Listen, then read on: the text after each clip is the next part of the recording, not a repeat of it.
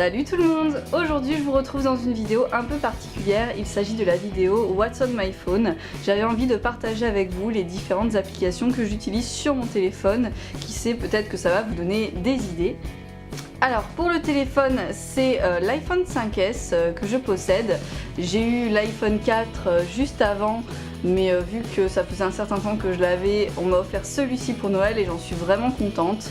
Donc on va commencer tout de suite. Tout d'abord je voulais faire un petit peu de pub pour une des blogueuses que je suis, même si elle m'a rien demandé, c'était vraiment par plaisir. C'est une blogueuse qui est lifestyle, conseil beauté et plein d'autres choses que je vous conseille d'aller consulter et je vous mettrai le lien de son blog en barre d'infos. Il s'agit du blog Le Chien Attache. Donc en fait, elle fait aussi des fonds d'écran pour ordinateur et pour téléphone. Donc celui-ci est écrit It's a beautiful day, des petits ballons en forme de cœur tenus par une petite main avec des petits nuages derrière. C'est vraiment très frais, très agréable.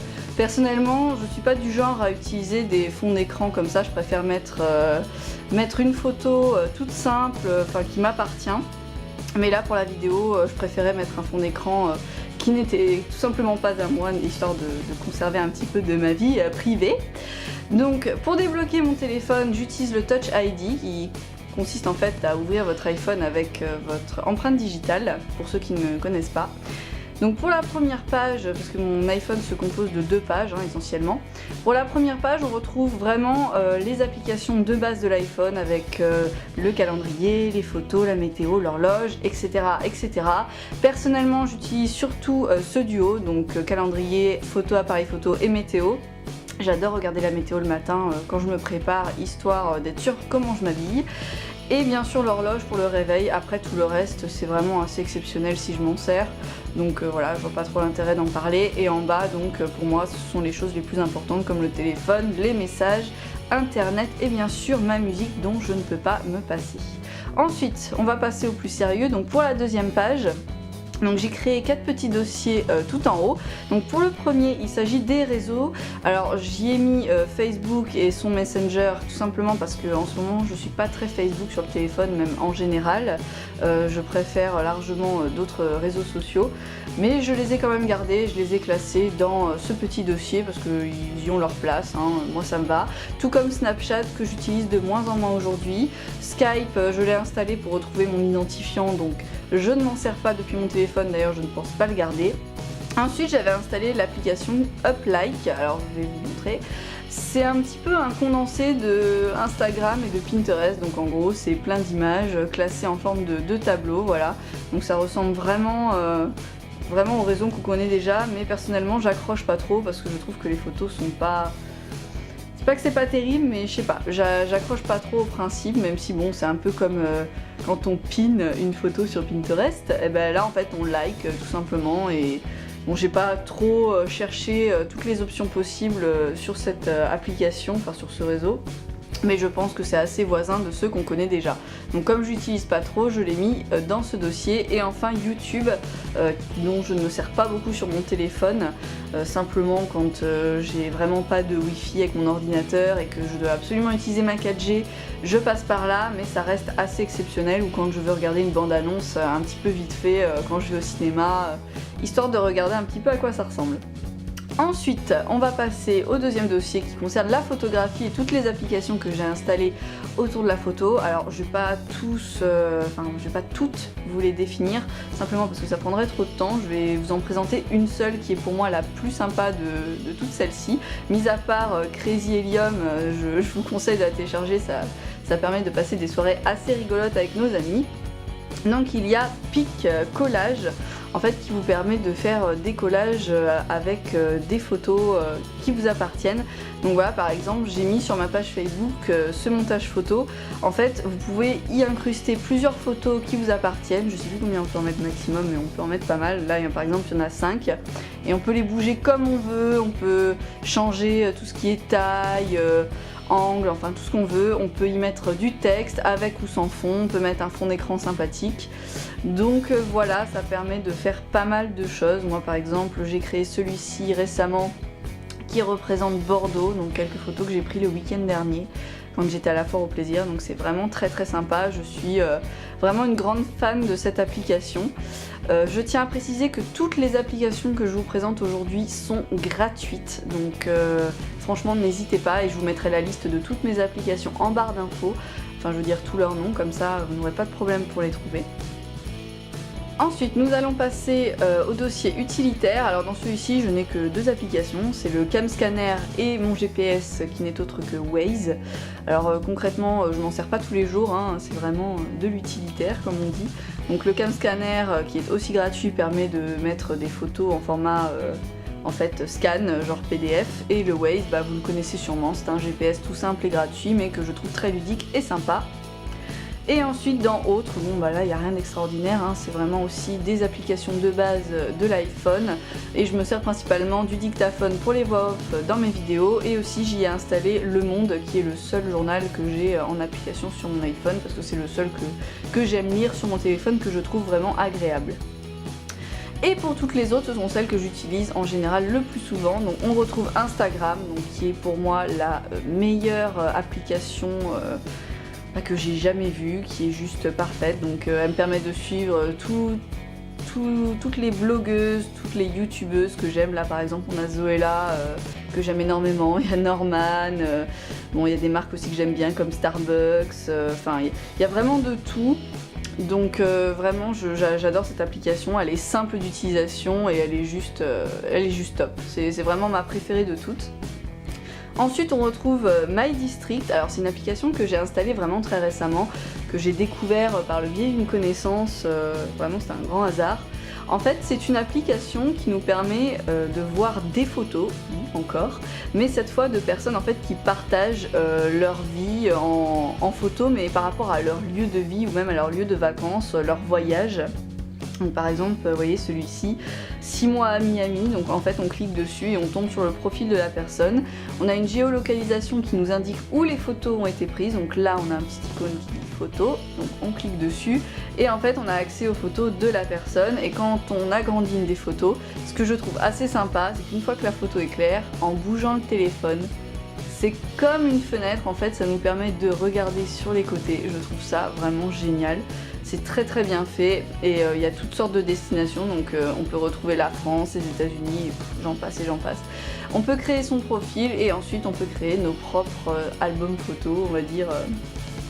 Donc c'est vraiment très très sympa, j'adore, ça fait voyager à travers notre téléphone et c'est quelque chose que j'apprécie énormément avec cette application.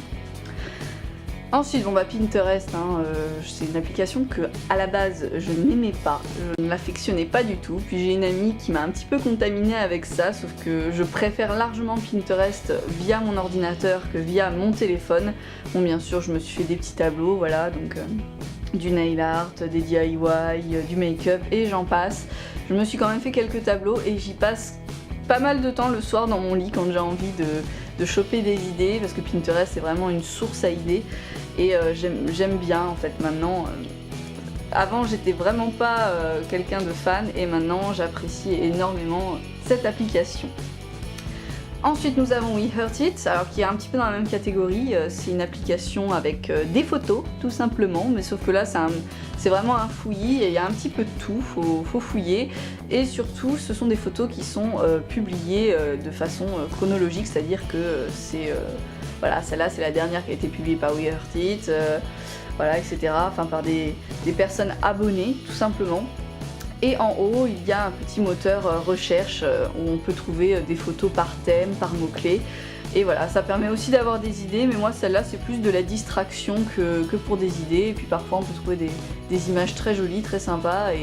Et voilà, c'est un petit peu un passe-temps pour celle-là et je voulais vraiment vous en parler parce que je pense que c'est un peu méconnu et pourtant c'est vraiment très très sympa. Ensuite, on retrouve alors à la suite deux de mes applications photo préférées dont je vous ai déjà parlé si vous avez regardé mes vidéos précédentes, surtout dans mes favoris. J'ai déjà parlé de InstaSize et de Pix2. Alors InstaSize, sa particularité c'est qu'en fait, quand vous prenez une photo, tiens par exemple celle de Bordeaux, en fait ça vous la met directement à la taille d'une photo Instagram, donc c'est très très pratique. Après vous pouvez faire ce que vous voulez, donc vous pouvez la réduire, si vous pouvez la mettre dans tous les sens, enfin c'est vraiment c'est open comme application. Vous pouvez mettre un arrière-plan, par exemple si je veux mettre en bleu, je peux mettre en bleu. Si je veux mettre un filtre, je peux mettre un filtre. Enfin, et si, bon, si je pourrais en parler pendant plusieurs minutes, on peut écrire, on peut changer le contraste, la luminosité. C'est vraiment une application avec pas mal d'outils et qui permet de faire des montages photos très sympas. D'ailleurs moi je m'en sers le plus souvent pour tout ce qui est Instagram. Donc InstaSize restera vraiment une application pour faire des montages photos que j'adore, que je préfère dans mon téléphone. Et Pix2 qui lui est un petit peu différent. Alors en fait vous choisissez une photo et vous n'avez que deux possibilités, donc vous pouvez changer les filtres, enfin vous pouvez mettre des filtres par dessus. Et en fait en allant de bas en haut, il vous propose en fait des écritures, enfin des inscriptions. Donc vous ne pouvez pas écrire ce que vous voulez, c'est lui qui vous propose, vous voyez, donc ça c'est aussi le risque, c'est que dès qu'on bouge un peu, on peut changer aussi le filtre, mais je l'aime bien. Ça fait vraiment des jolis montages tout simples.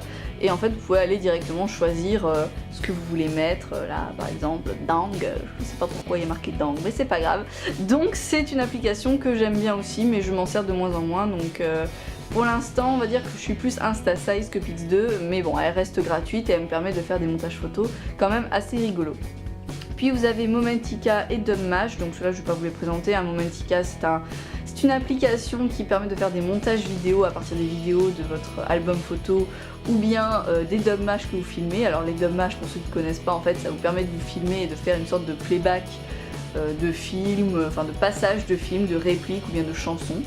Alors c'est assez rigolo quand on veut le faire à plusieurs parce qu'après ça fait des vidéos toutes courtes, mais vraiment il y a de quoi passer des bons moments, à rigoler et à s'amuser.